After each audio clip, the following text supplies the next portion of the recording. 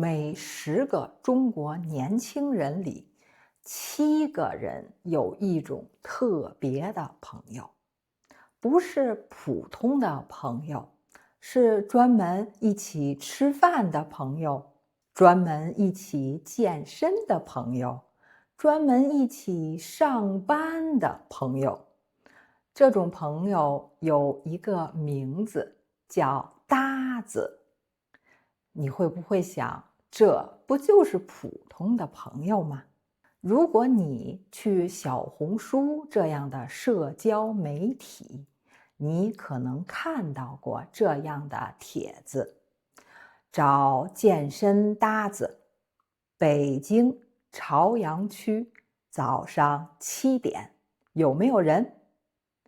他的意思是我想找一个人，每天早上一起去健身。现在搭子这个词一年在社交媒体上有33亿次互动。搭子和朋友到底有什么不一样？为什么年轻人不说找朋友，而说找搭子？让我们今天一起跟着3条真实的新闻标题来看一看这个现象。年轻人社交新方式，72.6%的受访青年生活里有搭子。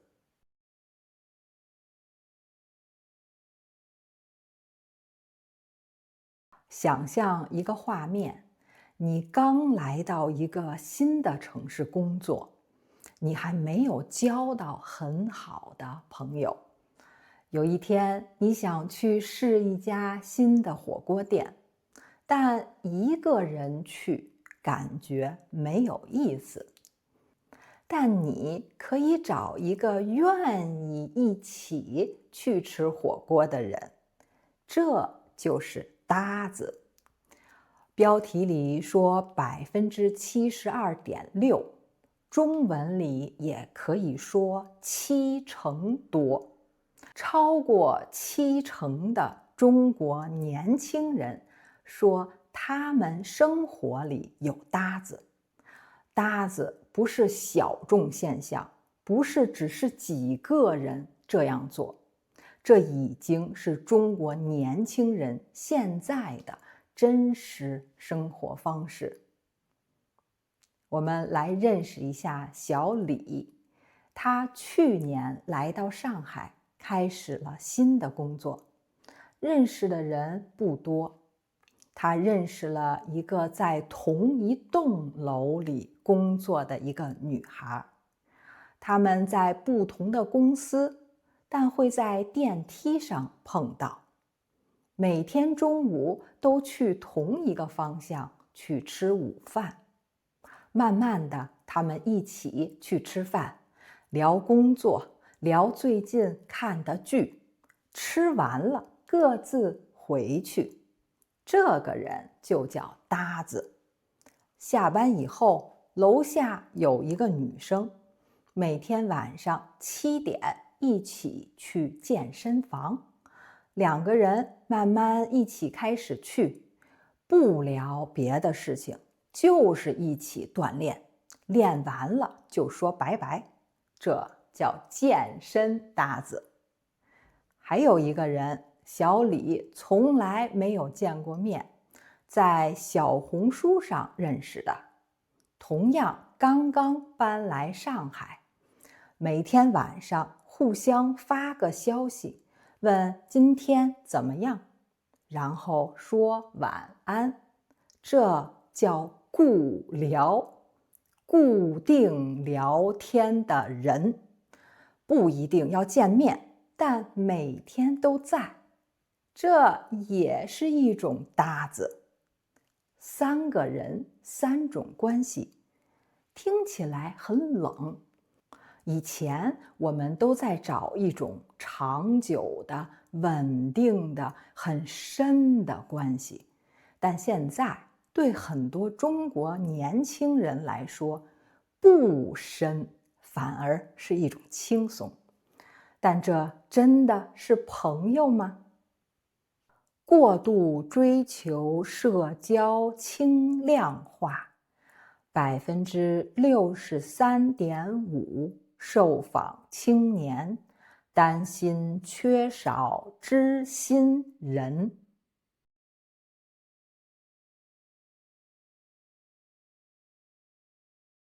城市里的年轻人每天面对压力，不想让自己更累了，所以他们选择一种更轻的社交方式，轻量化，不重不复杂，不会累。搭子就是这种关系。快说一件事，如果你想用真实中文练习阅读，我帮你准备了一篇免费文章，我用语音陪你读，链接就在下面，点一下就可以开始。好，我们继续。你有没有听过一个词“内卷”？内卷的意思是大家都在努力，都在竞争，但生活没有变得更好，只是每个人都更累了。下班以后，你已经没有力气去维持一个深的关系。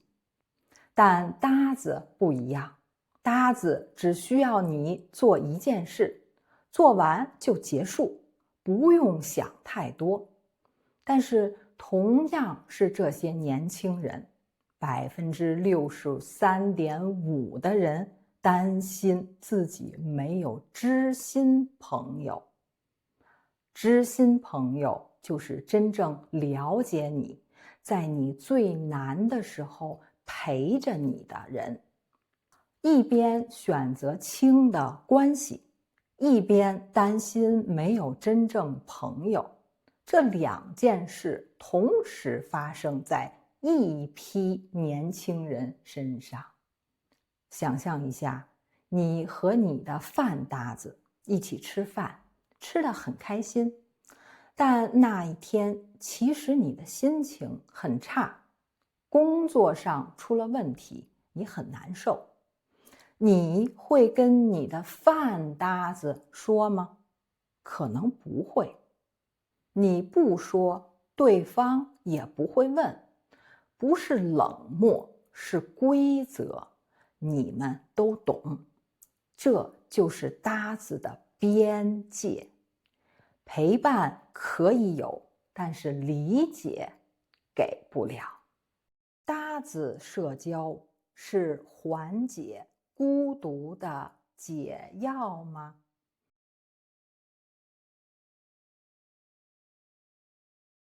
搭子能让年轻人不孤独吗？新闻直接用这个问题做了标题。缓解就是让一件事好一点，解药就是治病的药。他们在问，搭子是孤独的解药吗？如果是解药，我们应该看到年轻人越来越不孤独。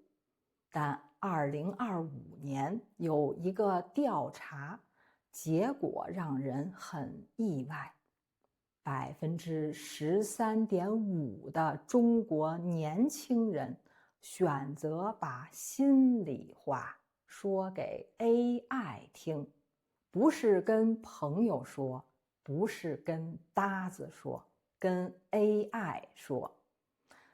但跟父母说心里话的只有10.4%，比和 AI 说的还少。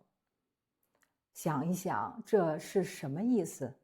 一个年轻人有搭子，有朋友，有父母，但更多的人最愿意把心里话说给 AI 听。有人问过年轻人为什么？有人说，因为 AI 不会评判我，不会告诉别人，不会让我觉得麻烦了对方。但搭子这个词是中国年轻人自己发明的一个答案，实用现实。我现在没有办法能找到说心里话的朋友，但是我可以找人一起吃饭、锻炼，不用一个人也能找到陪伴的感觉。这个答案解决了一半的问题，另一半还没有人知道怎么办。对于搭子现象，有些人会说这很健康、独立，不依赖别人。但也有人担心，年轻人是不是越来越不会交朋友了，越来越不愿意进入一段很深的关系？两种说法可能都是真的。大城市的生活节奏太快，人来人往，真正停下来建立一段深的关系，需要时间，需要精力，需要运气。搭子可能就是这种生活下年轻人找到的一个现实办法。你的身边有没有搭子？有些心里话，你更愿意说给谁听？是朋友，是家人，还是别的什么人？欢迎在评论区和我分享。如果你想用真实中文练习阅读，下面有免费体验文章，我用语音陪你读，点一下就可以开始。我是 Coach 天，下周同一时间我会继续用真实内容陪你一起把中文读懂。我们下周见，拜。